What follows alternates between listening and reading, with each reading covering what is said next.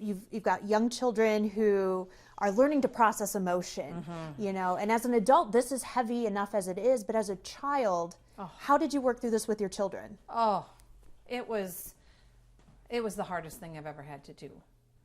So a couple of things that helped me. I relied on the professionals. I sought out, it actually took me 5 child psychologists before I found the right one, before I found a good one, in terms of interviewing and digging in to find somebody who I trusted, who I felt like shared the values that I had, who could help me navigate this.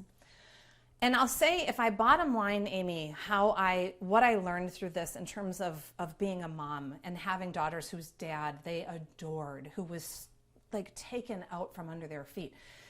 And when he was arrested, the very next day, he was supposed to be DJing their sock hop at school.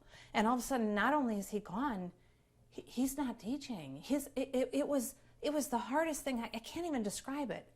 And what I learned is that leading with truth at an age-appropriate level is always best. You give them key information, this much, and then let them ask questions.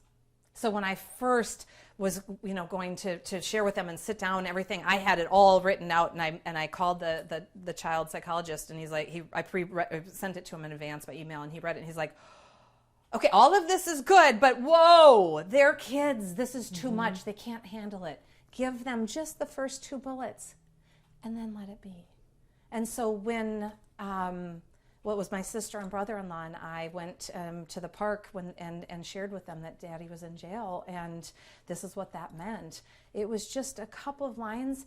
The girls almost had like a relief to know the truth, because until then I said, Mom's going to share with you as soon as I can, but I just want to say that Daddy made a bad decision and there's been some consequences, and as soon as I'm ready, I'll tell more. So even that, I didn't know what to tell or how to tell it, but even that, I was trying to be truthful with them.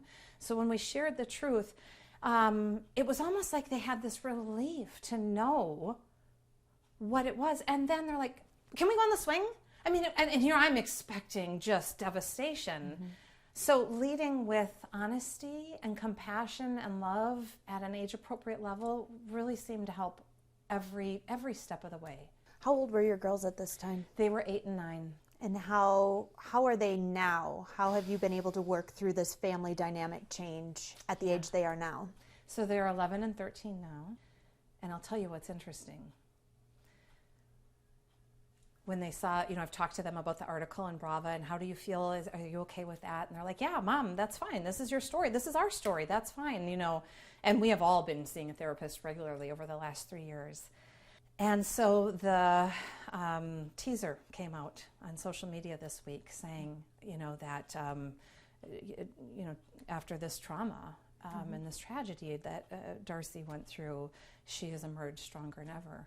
My daughter, yesterday morning, we were sitting having breakfast, and she's like, Mom, what is that? Tragedy? Trauma? Your darkest days? And I said, yeah. I said, when Daddy left, when he was arrested, those were my darkest days ever. Oh, but you're so happy now, and we're doing great. So it was so interesting how resilient they are. I mean, this was hard. We struggled, but they're in a place where they're at peace, where this is, and every day is a new day, and we're going to continue to have to struggle through this journey, right? Every step of the way. But at this moment, she was surprised at those words, because she sees a mom that's happy and a family that has worked through the struggle, and we are in our new normal. How long did it take you to find this new normal?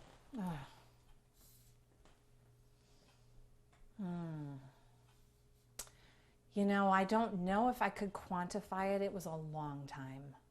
It was a long time. I would say, if I had to quantify it, I'd say it was years. I mean, I think being in the space we're at now, where we really are in the new normal, is probably recent, in the last 6 months even. I could not have had this conversation with you. I could not have done an interview with Brava in the first year, in the second year, in even the first part of the third year, because the pain was still too great. The trauma, the grief, the emotions were too strong. So what's changed? What's allowed you to open up recently?